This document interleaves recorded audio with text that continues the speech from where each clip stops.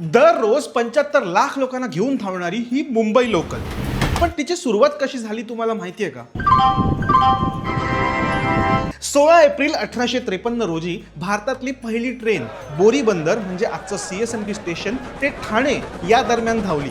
फक्त 34 किलोमीटरचा प्रवास, पण इतिहास बदलला.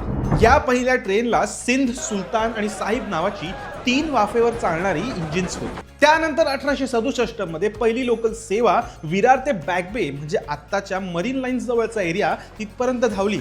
आजच्या वेस्टर्न लाईनची खरी सुरुवात 1925 सुरू झाली. छत्रपती शिवाजी महाराज टर्मिनस म्हणजे त्यावेळचं व्हिक्टोरिया टर्मिनस ते कुर्ल्या दरम्यान पहिली इलेक्ट्रिक ट्रेन.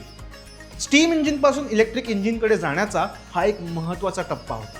1990 ते 1995च्या दरम्यान जसजशी मुंबईची सीमा वाढत गेली तशी हार्बर लाईन रेल्वे सेवा वाशी आणि पुढे पनवेलपर्यंत पोहोचली.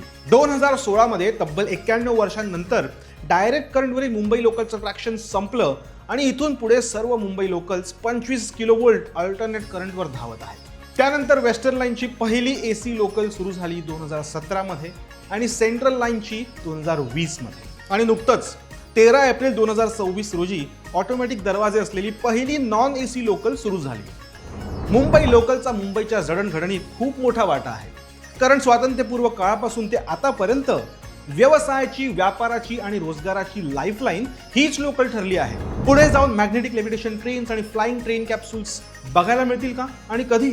आम्हाला कॉमेंट्समध्ये नक्की सांगा. आणि अशाच माहितीपूर्ण व्हिडिओसाठी मराठी माइंडेडला फॉलो करा.